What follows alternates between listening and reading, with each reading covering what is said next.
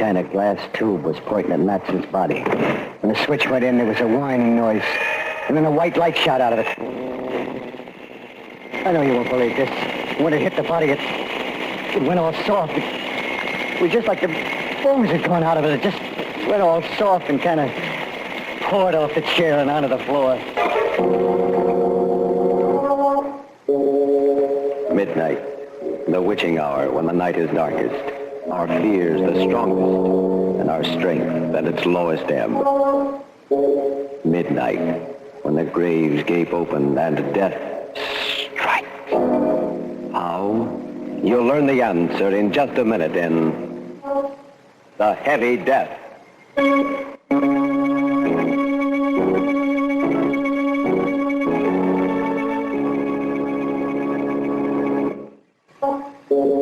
And now, Murder at Midnight, tales of mystery and terror by radio's Masters of the Macabre. Our story, written by Robert Newman, is a weird and fantastic nightmare called The Heavy Death.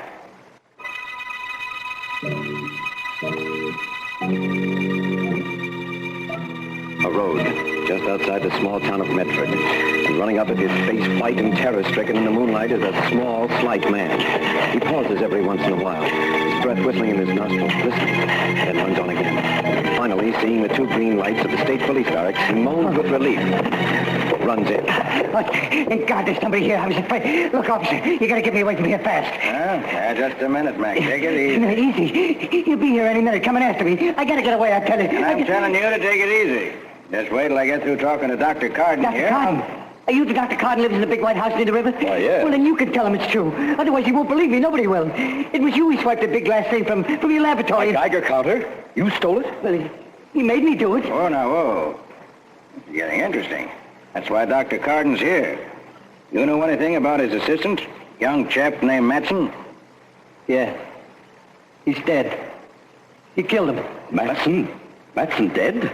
And maybe you better start from the beginning. Tell us the whole story. Yeah, but I did it in the right time. He'd be coming after me and... Oh, okay. Like I said, you won't believe it. My name's Sullivan. They call me Shill because I'm a come-on with Brian's Giant Carnival. Weight guessing is my racket, but I turn my hand at almost anything, shell game, three-card Monte. Well, we hit town about 10 days ago for a 3-day stand. The first 2 nights was pretty quiet. The third one was when it happened. There was a pretty fair crowd around, and I was warming him up for some weight guessing, with maybe some side bets, when he came up. Okay, folks, okay. Step up, hurry up. And let Foxy Sullivan dish your weight. A Cupid doll is 3 pounds off either way. Now, what do you say, lady? Your weight's not like your age, Ha ha, it always shows. What about you, sir? Guess your weight? Do you really think you can? Do I think? Ha ha, listen to him, folks. You bet your sweet life, brother. Oh, I have already. The question is, will you bet your sweet life? What? What do you mean? Look, do you want me to guess your weight or not, huh? On the terms I outlined, why, yes. I will be glad to have you try. Try, says he. Okay, folks, here we go. Now, let's see. A big man, a solid man. Hefty pair of arms on him. I'd say, 195 pounds. 195. And 3 pounds off either way, and you get a Cupid doll. Now, just sit right down here on the scale. There you are. Hey, what goes on here? You broke my scale. Yes, it only goes up to 350 pounds. 300. What do you got in your pockets? Would you like to look? Nah. No, I don't know how you did it, but more power to you, brother. When I lose, I'd pay with a smile. Well, here's your Cupid. Thank you. No, that's not what we bet. What? What do you mean? I think you know what I mean. The carnival closes in about an hour. I'll be waiting. He went walking off, slow and heavy. The crowd stood around for a couple of minutes, gaping at the broken scale and talking. Then they all decided it was some kind of a gag and went on and forgot about it. For me, I couldn't forget about it. Somehow I didn't think it was a gag. There was something about him, the way he moved, the way he talked, it scared the pants off me. I hung around for a while, getting my stuff together, and then I looked up Rube Thomas. Rube's a big guy. Used to be a wrestler, and he was just closing up his Wheel of Fortune. Hiya, Rube.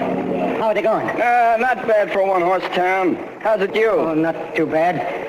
Well, some wise guy busted my scale. Huh? Busted your scale? Yeah. Well, Rube, that's why I come over. He was a queer duck. Just couldn't figure his pitch, but he said something about waiting for me when he closed up, so I thought... So you thought maybe you should have some protection walking down to the station? Yeah. That's a hot one. What is? You're on your side bets. Well, don't worry about it. Ain't no one gonna lay a finger on you when you're with Rube Thomas. Helped Rube take down the wheel. But even then, we were about the last to leave the fairgrounds. We went out through the main gate. It was pretty dark, but I wasn't worried anymore. I'd never yet seen anybody Rube couldn't handle. Then I heard footsteps. Slow and heavy ones. And then... There you are. I've been waiting for you. Yeah? No kidding? This the guy? Yeah. Okay, Bub. What's the pitch? What's your racket? Racket? There's no racket. Your friend and I had a bet. I've come to collect. Yeah? Well, I'll tell you a funny thing about carnivals. When we pull up stakes and you're ready to go, all bets is off. I'm afraid this one can't be called off. You see, I need him. You need him? Yes. You bet your life, remember? And you lost. You mean you... Oh, you're nuts. People who have thought so, but I'm not. Shall we go? No, I ain't gonna. Rube! Take it easy, Shell. I told you all bets was off, mister. Now you're gonna blow 'em, I'm gonna have to get rough with you. I wouldn't if I were you. No? Well, here's one just for luck. Oh, my hand. I warned you. Oh, you! I'll break your bloody neck. I'm sorry, I didn't want to hurt you. You won't believe this. Like you probably won't believe what happened afterwards. He didn't swing or anything. He just kind of dropped his fist on Rube's head. And he smashed in his skull like it hit him with a lead pipe. Good Lord, you killed him. Yes. Shall we go? No, I... Look at me. Into my eyes. That's right. Now remember this. You're mine. Mine to do it exactly as I wish. And you do exactly what I wish. Do you understand? Yes, yes. Good. Then let's go. Something happened. Happened to me then and there. Something I ain't over yet. It wasn't just that I was scared, more scared than I've ever been in my life. It was something else. When I looked into his eyes, it was like I just plain didn't count. That no one or nothing did. Then I just had to do whatever he wanted, whatever he said. We got in his car and drove to his P.O. place, Doc, and we stopped in front of it, and he pointed at a kind of low building behind it. That is Dr. Carden's laboratory. And he has something there I need, a Geiger counter. You're going in and get it for me. You mean swipe it? Yes. It would take too much time to make one of my own, and as I said, I need it. Now, it's a long glass tube, about this size, with filaments inside it. Yeah, but suppose somebody sees me. Suppose somebody comes... Carden's away in Washington with that childish Atomic Energy Commission of theirs. There's only Matz and his assistant, and he must be sleeping. If he should try and stop you, well, you'll have to take care of him, but remember, I want that Geiger counter. Like I said, it was like I was young. Didn't have a mind of my own. I did it. Found an open window. Went in and got what he wanted. Brought it out to him. He didn't say a word. He just put it in the back of the car and we drove away. It was about 11:45 when we got to his place.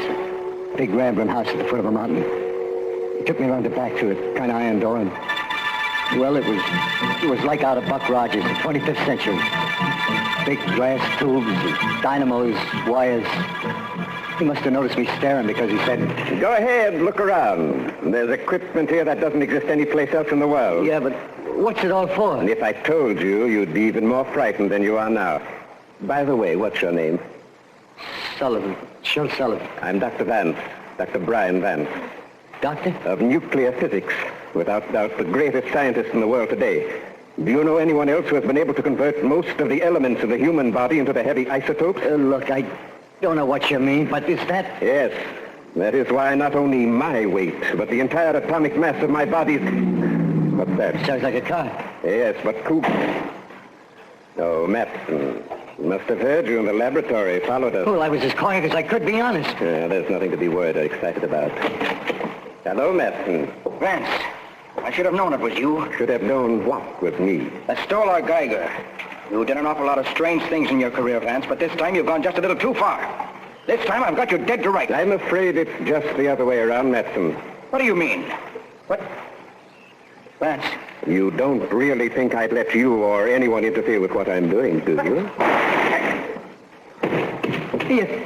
You killed him. Of course. Drag him over there out of the way. There's a certain experiment I'm just about ready to try, and his body will come in very handy.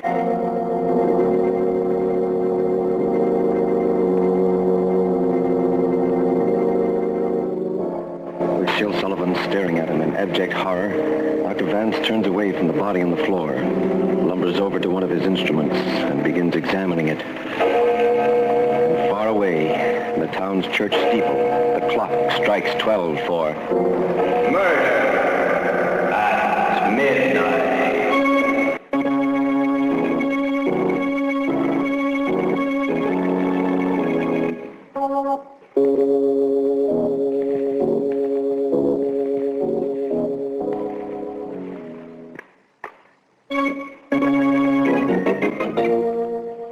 And now, back to Murder at Midnight and The Heavy Death. It's just a moment later. Sergeant Rowe and Dr. Carden are staring incredulously at Sullivan as he pauses for a moment in his terrifying story. Then the trooper says, We did find Thomas's body out by the fairground, but it was an accident. Hit by a truck or something. You mean this Vance killed Madsen just like that? Shot him without turning a hair. Sure sounds to me like... Dr. Carden, what do you think? I don't know, Sergeant. I do know Vance. I knew that he had a laboratory somewhere near here, and... Well, it's true that he probably knows as much about nuclear physics as anyone in the world. We tried several times to get him to work with us during the war, but he laughed at us, said that what we were doing was childish. Yes, but this other business, this changing himself, making himself heavy. Yeah, even his voice was heavy like. Is that possible, Doctor? Theoretically, yes, I suppose it is. After all, Professor Urey did it with hydrogen, made heavy water. And we've done it with uranium. Yes, but why would he want to do it? Why? There I can only guess. For all his genius, I've always felt Vance was a little mad. It's possible he believes that by changing the atomic weight of his body, he can make it immune to disease. Yeah, that's right. It's true. He said he was going to live forever. Well, go on, Sullivan. What happened after that? He made me help him do things around the laboratory. Wire and stuff like that. Seems he got tired pretty easy, and his hands was too heavy to do work that was delicate-like. Maybe that's why he needed someone else around. Finally, I couldn't keep my eyes open anymore, and I fell asleep in a cot in the corner. I don't know if he ever slept or not. If he did, I never seen him. When I woke up, it was around noon, and he had Madsen's body propped up in a chair against a kind of a silver screen. So you finally got up, eh, Sullivan? I was just going to wake you. Yes, sir. I'm kind of hungry, sir. It's food. Well, you're going to help me with a little experiment first, and then we can eat. Yes, sir. What kind of experiment? You mean... Why, yes. An experiment on our friend Madsen's body. He won't mind, just a little calcium transmutation. First, we switch on our alpha generator here. Then we make a few frequency adjustments. What are you going to do? You'll see. Over there, stand by that master switch on the converter. When I give the word... Yes, sir. Let it climb just a little higher. A little higher. Now! Oh, look at Lauren. No. There's a kind of glass tube pointing at Madsen's body. When I threw the switch, a white light shot out of it. I know you won't believe this. When it hit the body, it went all soft. It was like the bones had gone out of it. It just went all soft and kind of poured off the chair onto the floor. I must have fainted or something. When I come to, Vance was standing over me, smiling. Anything the matter, Sullivan? Don't you feel well? Yes, sir, I'm all right. Just that was the most awful, most terrible thing. Sullivan, if you were a soldier and you saw that happen to the man next to you, would you feel much like fighting after that? What? You mean you're going to do that? I'd advise you not to ask too many questions. We'll dispose of the rest of the body later, but now let's eat. Like I said, that was just about a week ago. I can't really tell you what happened after that because I was in a daze most of the time. We worked, him showing me what to do, wire and solder and stuff. We ate. Sometimes he let me sleep. Then this morning it happened. I woke up at about 10. He was standing looking at this thing we've been making. Well, Sullivan, it's finished. Just a few adjustments and we were ready to go. Yes, sir. And I'm profoundly grateful to you for your help. I will show you how grateful in a very concrete fashion. You mean you're going to let me go? You're going to let me go? Oh? Really, Sullivan? That's a little foolish, isn't it? Well, I don't know. I just thought... Yeah, I guess it is. Well... Where are you going? Inside to fix some breakfast. No, Sullivan, no food. No food? No, because tonight you're going to enjoy a tremendous experience. One I experienced myself several months ago. And the process is much simpler when the stomach is empty. Process? You mean you're going to make me like you? Heavy? Yes, Sullivan. I told you I was grateful to you and... Oh, no, Doc. No, please, will you? For heaven's sake... You're being rather childish. I'm not going to bother detailing what it will mean to you physiologically, the immunities it will give you. I will merely tell you that we'll do it tonight. Getting changed to become like he was. Heavy as lead. Well, it did something to me. It was like I'd been doped, hypnotized. All that time afraid to do anything to make him mad. Now I was even more scared to stay. I made out like everything was fine, and I waited. I waited and watched. Then about an hour ago, I got my chance. He went into the house to get something. He didn't lock the door. I was out like a shot, grabbed his car and started down the driveway. As I went past the house, I heard a window open. Sullivan, come back! Come back! You'll regret this! You'll regret it!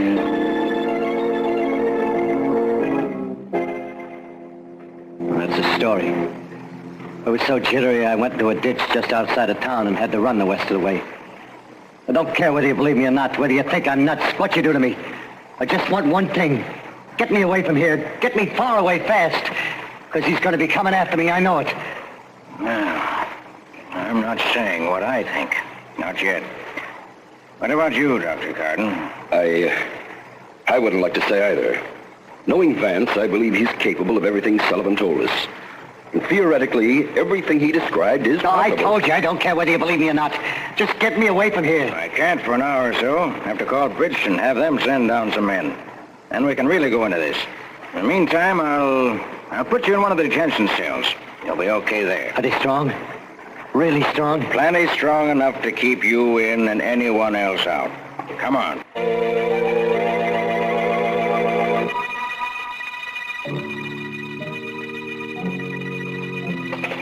Sergeant! Hey, Sarge! Dr. Carden! Ain't it about time? Ain't it? Hey, can't you hear me? Sergeant! Dr. Carden! Oh, gee, Sarge. I was starting to get a little worried.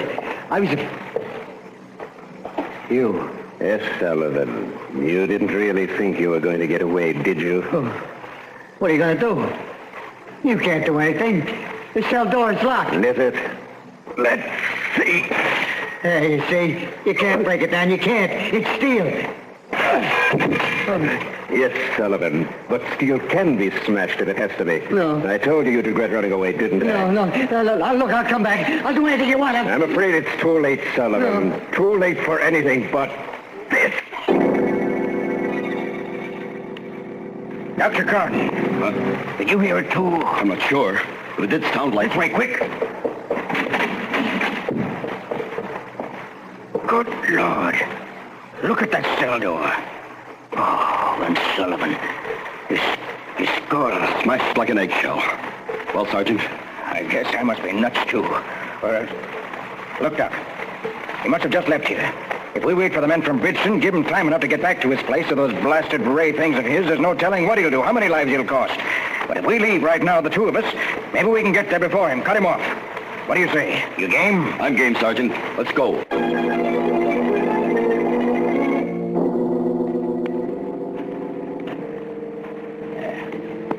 That must be it.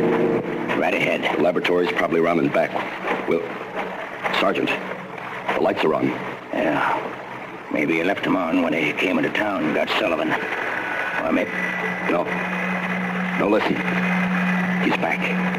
We're too late. What in heaven's name is that? An electrostatic generator or a cyclotron. Oh, good Lord. the mountain there.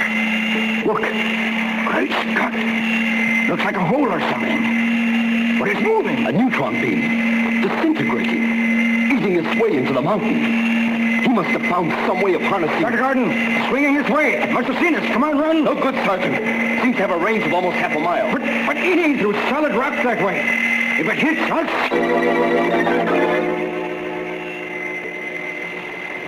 You came to see just what Vance was doing, eh, Carden?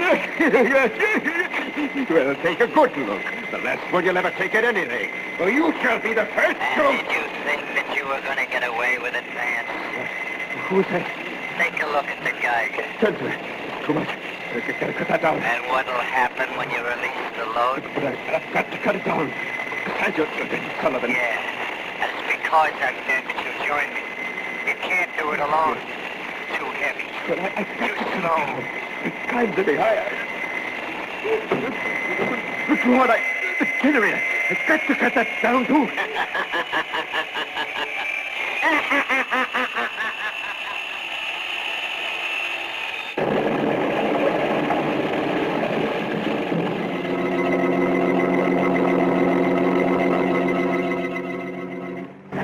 Dr. Gordon. Dr. Gordon, where are you?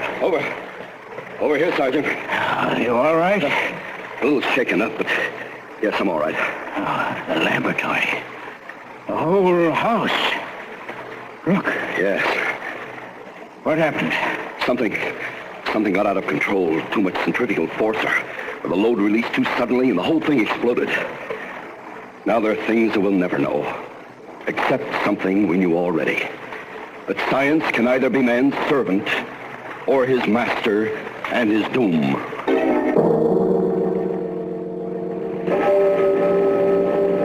As I stand there, gazing at the smoking ruins that were once Vance's laboratory, through the blessed silence comes the distant clang of the clock in the town's church steeple.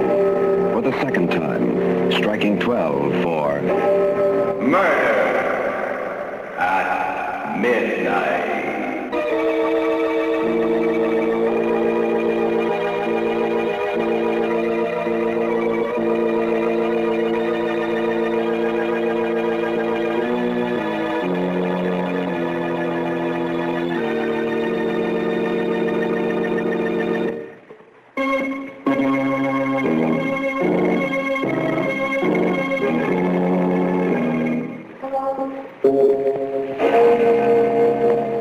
Remember to be with us again when death hovers like a dark cloud and the clocks strike 12 for...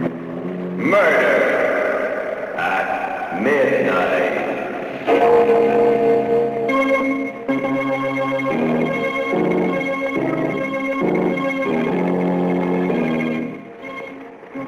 The part of Shill Sullivan was played by Frank Reddick. With music by Charles Paul, Murder at Midnight was directed by Anton M. Leader.